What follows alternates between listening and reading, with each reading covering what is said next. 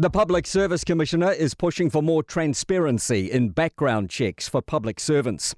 Sir Brian Roach has released a review of the reference and probity checks into Jevon McSkimming before he was appointed Deputy Police Commissioner in 2023. The IPCA this week put out a report highlighting problematic inaction from senior police over serious allegations against McSkimming.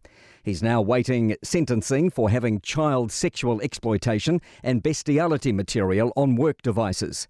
Roach says the review raised points for improvements and the Commission's reflecting on how his behaviour went unnoticed. Mr. McSkimming was a devious liar. He manipulated a story that people bought into. That doesn't make it acceptable, and I have to work through that as quickly as I can. Meanwhile, Transparency International New Zealand head Julie Haggie says this will impact New Zealand's perceived corruption levels, even if it's not necessarily considered corruption. What I see is a cultural integrity problem at the level of not being able to manage conflict of interest, not being able to recognise when relationships might be interfering with your integrity checks. Associate Education Minister David Seymour is blaming strike action for poor school attendance. Senior political reporter Azaria Howell has more. With 1 week to go in Term 3, regular attendance sat at 52.7%.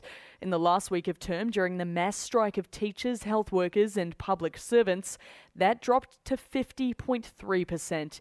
The ACT leader says the drop in attendance is a disappointing finish, and strikes likely played a significant role. The government has a target of 80% of students present more than 90% of the term by 2030.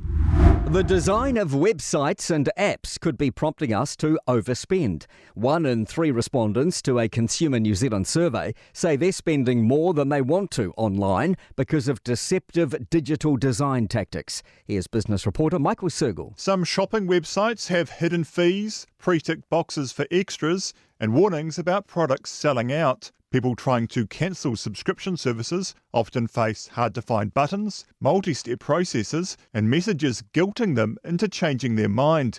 Consumer NZ says other countries are moving to ban the practices, and New Zealand should do the same.